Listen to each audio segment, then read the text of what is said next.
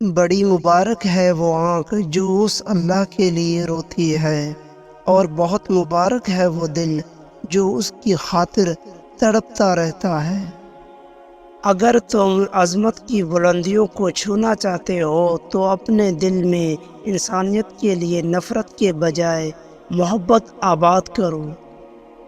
اپنے دل کو اس وقت تک توڑتے رہو جب تک کہ یہ کھل نہ جائے۔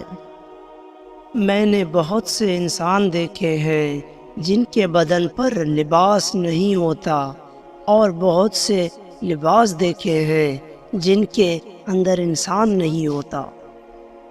مولانا رومی رحمۃ اللہ علیہ سے کسی نے پوچھا، زہر کیا ہے؟ فرمایا کہ ہر وہ چیز جو ہماری ضروریات سے زیادہ ہو زہر ہے، جیسا کہ اقتدار، دولت، بھوک، لالچ، محبت اور نفرت ہے۔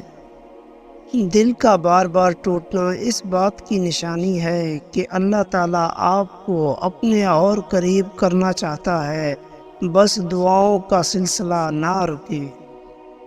خدا تک پہنچنے کے بہت سے راستے ہیں، لیکن میں نے خدا کا پسندیدہ ترین راستہ مخلوق سے محبت چنا۔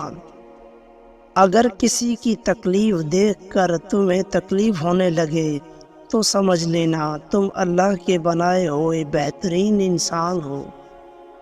جب انسان کی آنکھوں سے ندامت کے آنسو بہتے ہیں تو اس پر رب کی رحمت برستی ہے۔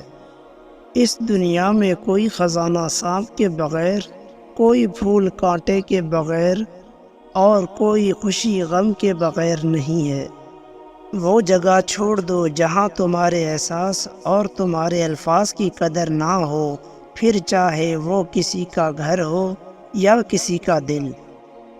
اکیلے ہونے کی سب سے اچھی بات یہ ہے کہ جب تم پریشان ہوتے ہو تو تمہیں سننے والا صرف اللہ ہوتا ہے۔ عشق حقیقی ہو یا مجازی، دونوں میں شرک کی گنجائش نہیں ہوتی۔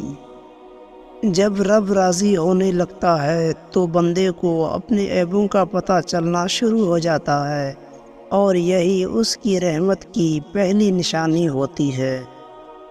جب دنیا والے تمہیں گھٹنے ٹیکنے پر مجبور کر دے تو یہی بہترین وقت ہے سجدہ کا۔ Please subscribe my YouTube channel and like share this video. Thanks for watching. خدا حافظ۔